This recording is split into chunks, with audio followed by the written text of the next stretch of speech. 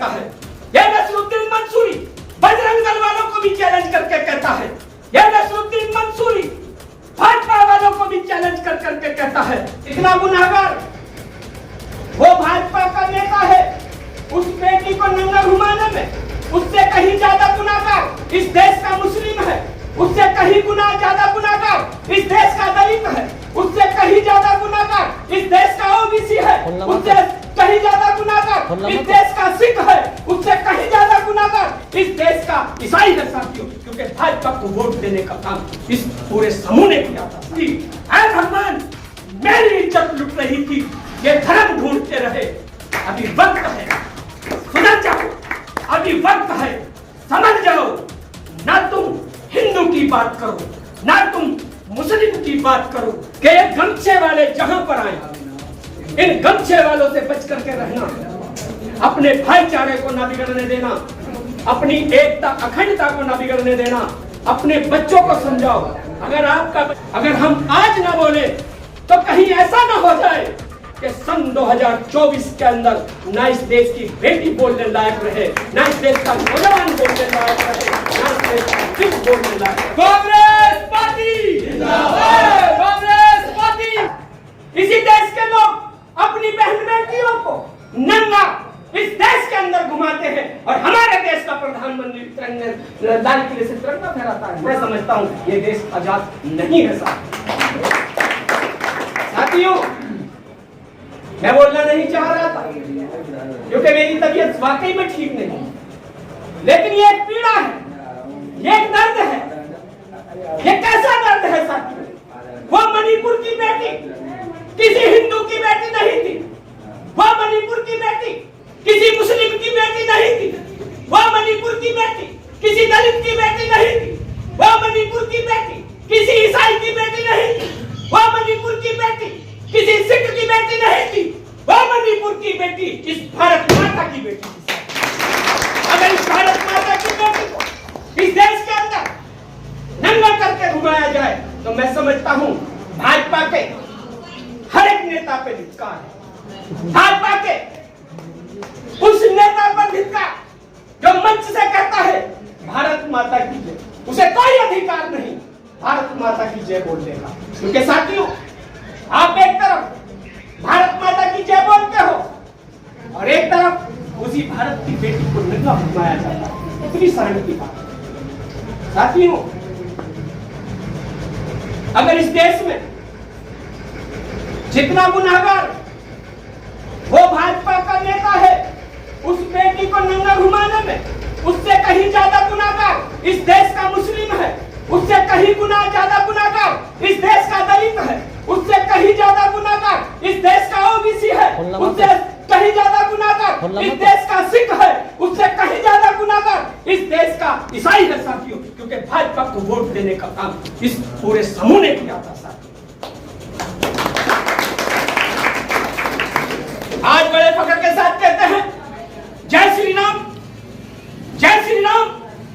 मैं पूरे चैलेंज के साथ कहता हूं, यह नसरुद्दीन मंसूरी आरएसएस वालों को भी चैलेंज करके कहता है, यह नसरुद्दीन मंसूरी बजरंग दल वालों को भी चैलेंज करके कहता है, यह नसरुद्दीन मंसूरी भाजपा वालों को भी चैलेंज कर करके कहता है जय श्री राम तुम्हारे ही नहीं, श्री राम हमारे भी पूजनीय हैं। साथियों, श्री राम कोई पाकिस्तान से नहीं आए, श्री राम कोई जापान से नहीं आए, श्री राम कोई अमेरिका से नहीं आए, श्री राम कोई रूस से नहीं आए। श्री राम ने इसी धरती से पैदा हुए हैं जिस धरती से हमने जन्म लिया है। इसलिए अगर इस देश का मुख्यमंत्री श्री राम का आदर करता है तो इस देश का हर एक मुसलमान श्री राम का आदर करता है। सवाल श्री राम जी के आदर और सम्मान का नहीं है, सवाल है कि ये भाजपा वाले खड़े होकर के कहते हैं कि योगा करना चाहिए। मैं पूछना चाहता हूं साथियों, क्या एक रिक्शा चलाने वाले को योगा की जरूरत है? क्या एक बेलदार को योगा की जरूरत है? क्या एक दिहाड़ी मजदूर को योगा की जरूरत है? मैं समझता हूं साथियों, जब वो 10 ईंट अपने सर पर लेकर के चौथी मंजिल पे जाता है तो उसका योगा खुद पे खुद हो जाता है। किसको समझाने की बात कर रहे हैं नरेंद्र मोदी जी? किसको समझाने की बात कर रहे हैं अमित शाह जी के योगा करिए? योगा की जरूरत अगर किसी को है तो भाजपा के एक नेता, एक MP, एक MLA को है साथी। क्योंकि घोटाले का माल पचाने का काम अगर कोई चीज करेगी तो वो योगा करेगी साथी। तो हमें आने वाले समय में सन 2024 के अंदर याद रखना, आए देश के मुसलमानों याद रखना, आए देश के दलितों याद रखना, आए देश के OBC याद रखना, आए देश के सिखों अगर भाजपा सत्ता में आई तो याद रखना, ये जो मणिपुर की बेटी है कल ऊपर जाकर के कहेगी, ऐ भगवान जिसकी आप पूजा करते हो, जिसकी आप अर्चना करते हो, चाहे आप खुदा को मानने वाले हो, चाहे आप भगवान राम को मानने वाले हो, चाहे आप अंबेडकर बाबा साहब को मानने वाले हो, चाहे आप किसी भी जाति किसी भी धर्म को मानने वाले हो, अगर भाजपा जीत करके आई तो आपका गिरेबान पकड़ने का काम वो मणिपुर की बेटियां करेंगी। वो कहेंगी कि हमारी इज्जत लुटती रही, हम बाजारों में नीलाम होते रहे और ये वो लोग हैं, ये वो लोग हैं, ऐ परवरदिगार ये वो लोग हैं, मेरी इज्जत लुट रही थी और ये जाति ढूंढ रहे थे, मेरी इज्जत लुट रही थी, ऐ भगवान मेरी इज्जत लुट रही थी, ये धर्म ढूंढते रहे। अभी वक्त है, सुधर जाओ, अभी वक्त है, समझ जाओ। ना तुम हिंदू की बात करो, ना तुम मुस्लिम की बात करो, ना तुम दलित की बात करो, ना तुम सिख की बात करो।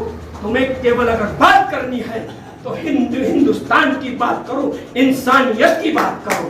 साथियों, ये कहते हैं कांग्रेस ने क्या किया, राहुल गांधी जी ने क्या किया, नेहरू जी ने क्या किया, सोनिया गांधी जी ने क्या किया, तो मैं भारत के प्रधानमंत्री को चैलेंज करना चाहता हूं। खुला चैलेंज है भारत के प्रधानमंत्री नरेंद्र मोदी जी को। यह संदेश भारत के प्रधानमंत्री तक पहुंचाने का काम करें। अगर सोनिया जी से मुकाबला करना है तो सोनिया जी जैसा बनना पड़ेगा। क्योंकि साथियों, जो प्रधानमंत्री आज धर्म और जाति की बात करते हैं, सोनिया जी ने इसी कुर्सी को ठुकरा करके मनमोहन सिंह को प्रधानमंत्री बनाने का काम किया। ऐसे प्रधानमंत्री 2024 का चुनाव है, अगर प्रधानमंत्री में ताकत है तो ये नसरुद्दीन मंसूरी खुले मंच से चैलेंज कर रहा है।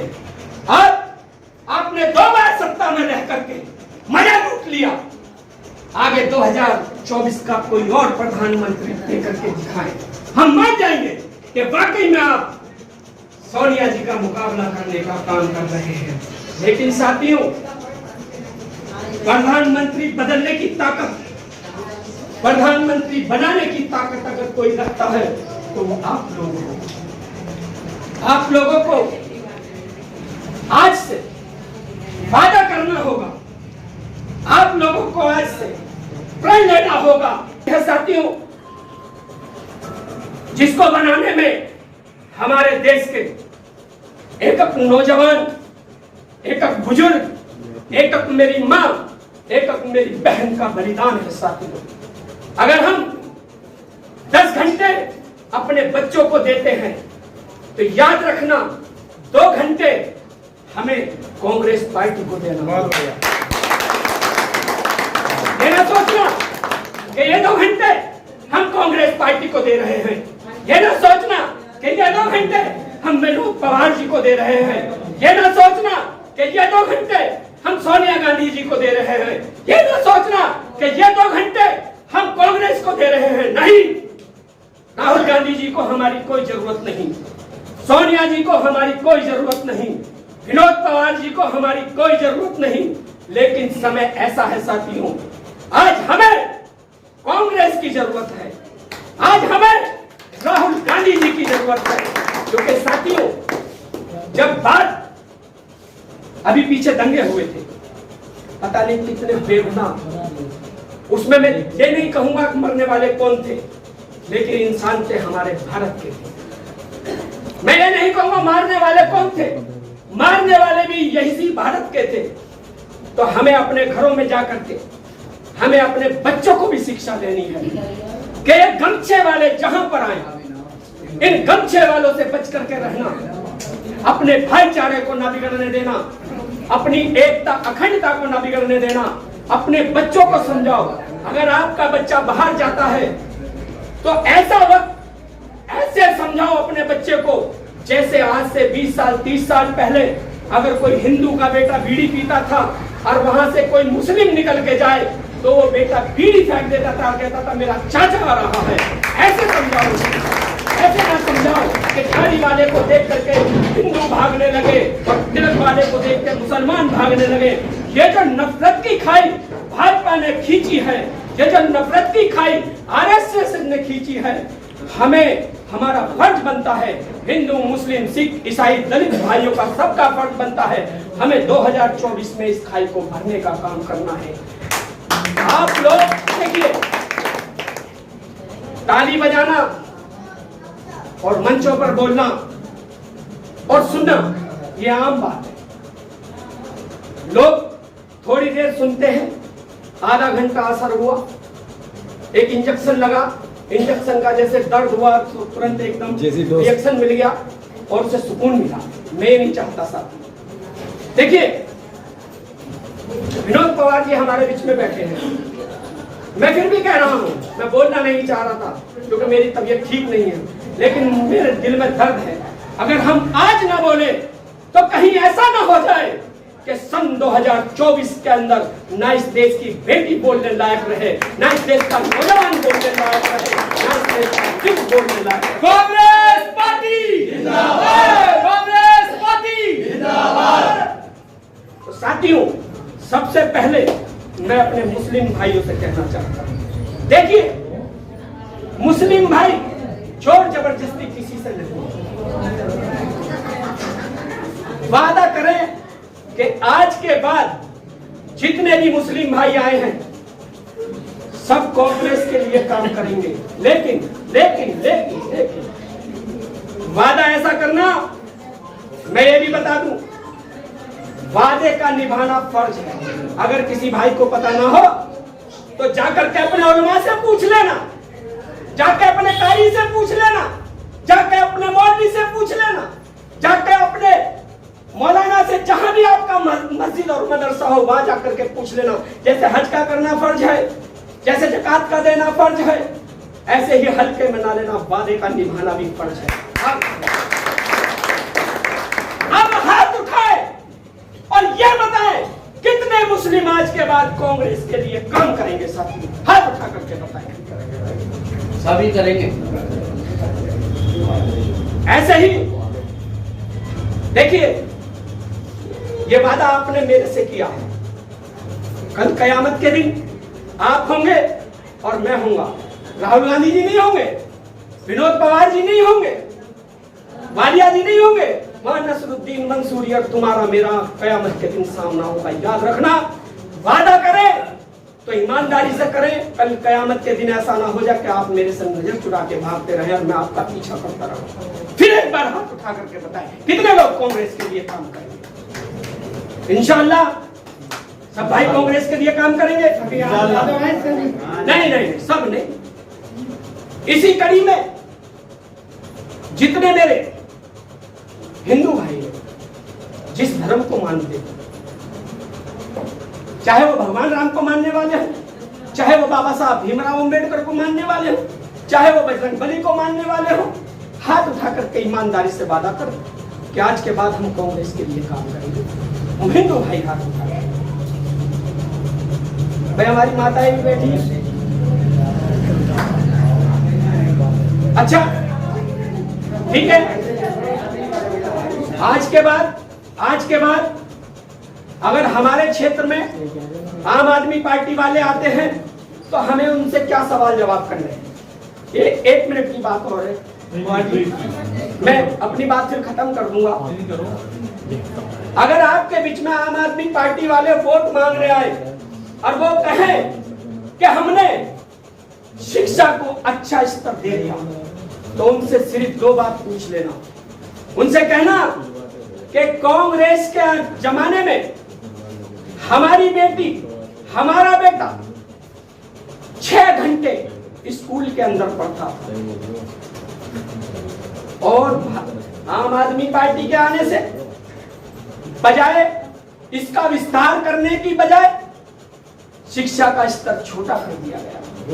2 घंटे मात्र बच्चों को पढ़ाया जा रहा है। मैं पूछना चाहता हूं, क्या 2 घंटे पढ़ने वाला आईएएस बन सकता है? क्या 2 घंटे पढ़ने वाला पीसीएस बन सकता है? क्या 2 घंटा पढ़ने वाला डॉक्टर बन सकता है? क्या 2 घंटे पढ़ने वाला इंजीनियर बन सकता है?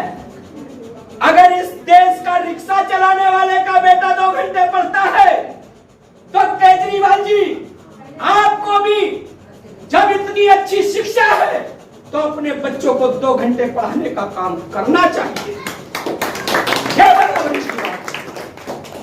और अगर आपके बीच में भाजपा के लोग वोट मांगने आए, तो याद रखना, आप लोगों को भाजपा से सवाल करने हैं। वो लोग कहेंगे जाकर के कि हमने राम मंदिर बना दिया।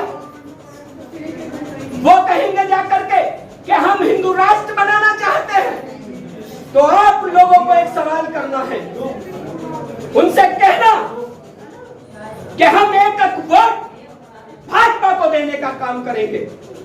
देखिए, मैं अपनी बहनों से कहना चाहूंगा, 2 मिनट मेरी बात सुन ले, क्योंकि ये गंभीर विषय है, ये बहुत गंभीर विषय है। आज इस देश की बेटी अपने लिए न्याय मांगती मांगती मर जाती है, कोई उसकी आवाज उठाने का काम नहीं करता। ये याद रखना। अगर भाजपा के लोग आप लोगों के बीच में वोट मांगना है और वो कहे कि आप हमें 2024 के अंदर संसद में भेज दो, प्रधानमंत्री नरेंद्र मोदी को फिर से संसद में भेज दो, हम आपको हिंदू राष्ट्र देने का काम करेंगे, तो आप लोगों को एक बात कहनी है भाजपा के लोगों से, कहना कि हम आपको वोट तो दे देंगे, लेकिन हिंदू राष्ट्र कैसा होगा? क्या इस दलित के हाथ से इस देश का पंडित पानी पी सकता है? अगर ऐसा हिंदू राष्ट्र है तो हमें मंजूर है।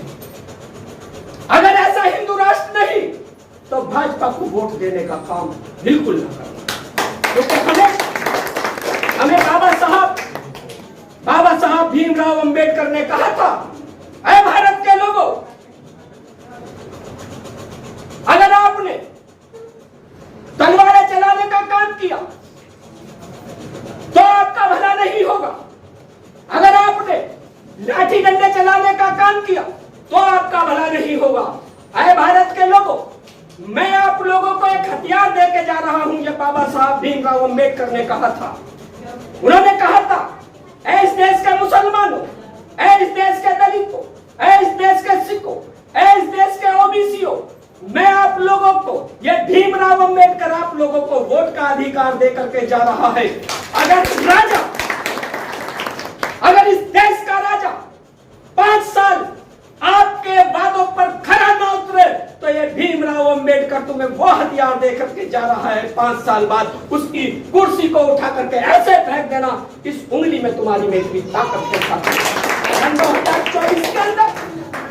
सन 2024 के अंदर अपनी उंगली की ताकत को पहचानना, और चलते चलते एक नारे के साथ, क्योंकि यहाँ मुस्लिम भी बैठे हैं, यहाँ सिख भी बैठे हैं, यहाँ ईसाई भी बैठे हैं, यहाँ हिंदू भी बैठे हैं।